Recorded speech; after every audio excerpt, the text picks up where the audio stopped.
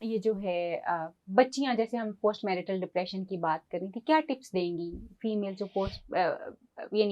Post marital depression में से और ब्लूज में से गुजर रही हैं? क्या टिप्स होनी चाहिए हस्बैंड के लिए और लड़की के लिए? क्विक 3।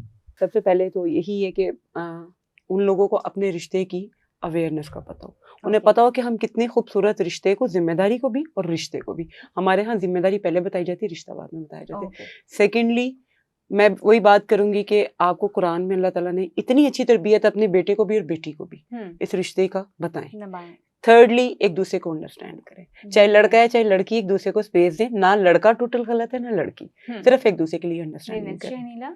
जी, मैं इस पे ये पॉइंट ऐड करूंगी, जैसे रूबी ने भी कहा कि इसकी भी एजुकेशन होनी चाहिए। शादी के बाद आपने प्री मैरिटल काउंसलिंग होनी चाहिए। हमारे यहाँ ना अनफॉर्चुनेटली ना मेडिकल असेसमेंट होती है कपल की, और ना ही प्री मैरिटल काउंसलिंग होती है।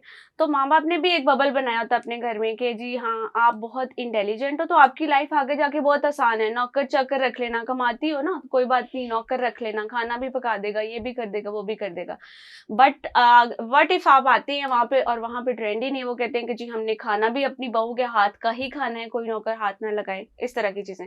तो रेडी करके बेटी को भेजना चाहिए। मैंने जहां तक देखा है, कोई 90% मेरे इर्द गिर्द की खवातीन है जिनमें पेरेंट्स ने बेटियों को इस चीज की तरबियत नहीं दी है कि आपने कैसे डील करना है सास को। इवन इफ आप ठीक हो और वो गलत है, लेकिन बात करने का एक तरीका है, कम्युनिकेट करने का एक तरीका है ये चीज। और हस्बैंड क्या कर सकते हैं, जैसे मैंने बताया कि वो बैलेंस आउट करें, वो उधर की भी बात सुने, उनको भी ये फील ना करें कि वो लेट आउट है, कि शादी होने के बाद बस बीवी की ही सुनता है, और बीवी को भी फील ना करवाएं कि जी मेरी सुनता नहीं है। प्लस इसको कम करने के लिए आप जितनी कोशिश कर सकते हैं आप करें। आप अपने हस्बैंड से बैठ के बात करें कि मुझे ये प्रॉब्लम्स फेस करने पड़ रही हैं, तो आप इसमें मेरी हेल्प करें इनको रिजॉल्व करने में। कम्युनिकेशन को मेरे ख्याल में यहाँ पे आपका सबसे ज्यादा है कि शादी से पहले ना अपनी बेटी और बेटी को एक दफा इनके पास काउंसलिंग के लिए पैसे खर्च लें। शादी में कपड़ों, देखिए ये जरूरी है, ये मजाक से हटके आप कपड़ों पे, फंक्शन पे इतना कर रहे हैं, तो जो असल फोकस है ना, तो एक दफा डॉक्टर ताहिरा के पास अपना रिलेशनशिप भी बेहतर कैसे रखना है, जरूरी नहीं है कि खाली फैमिली में किस तरह से हस्बैंड ने उसको सपोर्ट देनी है, क्योंकि अगर वो सपोर्ट आपकी उसकी बैक पे नहीं होगी तो वो अकेली किसी जंग को नहीं लड़ सकती, वो सेल्फ जंग को भी नहीं लड़ सकती। अच्छा, इसमें एक और पॉइंट मैं ऐड करना चाहूंगी कि अगर लड़की ये सारी कोशिशें कर रही है लेकिन कुछ भी मतलब वर्सन होती जा रही है कंडीशन, तो एटलीस्ट फिर उसको लास्ट रिजॉर्ट के तौर पे उसको एक वेंट आउट का भी ऑप्शन दें कि वो जाए, वो दोस्तों से मिले और कुछ उनसे डिस्कस करे, वो जाए अपनी फैमिली से मिले, वो डिस्कस करे। बड़ा इंपॉर्टेंट पॉइंट आपने उठा दिया। दोस्तों से इतनी ज्यादा हस्बैंड्स को डर लग जाता है, जेलसी हो जाती है, वो एक उनका कोई रेड, पहले बताया जाता है ना कि ज्यादा दोस्तों से ना मिलने देना, ज्यादा फैमिली में ना जाने देना, जी क्या बता देगी, ये कहा जाता है कि माँ के घर ज्यादा नहीं जाने देना, या सास सुना देती कि जी मैं तो नहीं इतना जाके रहती थी और मैं तो देखिए दोस्तों को भी ख्याल करना चाहिए, बहुत सी केसेस में हुआ भी नहीं, लेकिन यार वो इवन ये कि मुलाकात तो दूर की बात, sometimes they don't let you talk to the friend on call, कि मतलब नहीं आप पत्नी तुम और तरह ही बात करती हो, क्योंकि दैट तरह इज द नॉर्मल पर्सन, वो वैसी है और आपसे एक्सेप्ट नहीं होगा। अगर फ्रेंड्स या लड़की की फैमिली नहीं, तो फिर हस्बैंड खुद को पेश करे ना वेंट आउट के लिए कि हाँ औरत अगर अपने हस्बैंड के साथ वेंटिंग आउट कर सकती है तो उसको किसी और की जरूरत नहीं। वाकई में बिल्कुल सही।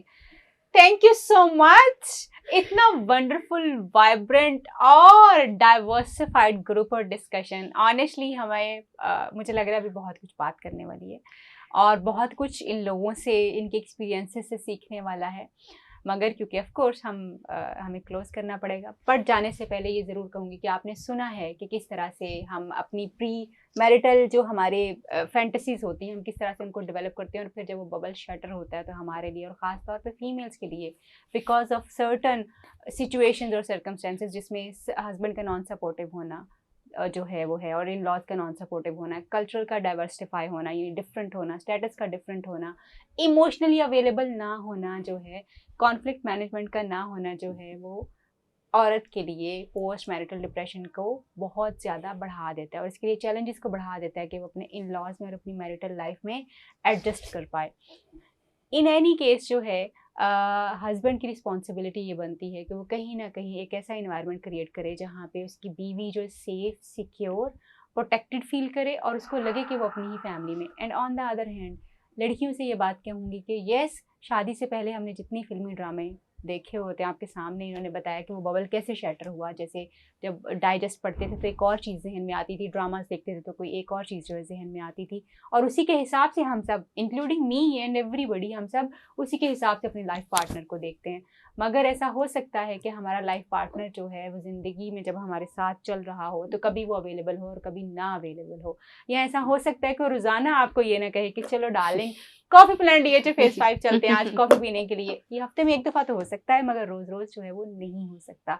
सो थोड़ी सी अपनी फैंटेसीज़ को जो है, थोड़ी सी अपनी एक्सपेक्टेशंस को नीचे रखिए और रियलिटी में जीने की कोशिश करें। येस, वेरी इंपॉर्टेंट, आपकी जो एक्सपेक्टेशंस आपके हस्बैंड से हैं वो उससे ज़रूर कम्युनिकेट कीजिए। उसको पता होना चाहिए, जैसे शहनीला ने बात की, कि आपस में एक दूसरे से बातचीत कीजिए शादी से पहले, so that you get to know कि है क्या भाई, कौन है, मैं किसके साथ शादी कर रही हूँ, क्या है, क्या पर्सपेक्टिव है, उसकी वैल्यूज़ क्या हैं, ज़िंदगी को देखता है कैसे, आज से 5 साल बाद वो रिलेशनशिप को कहाँ देखता है, क्या चीज़ें।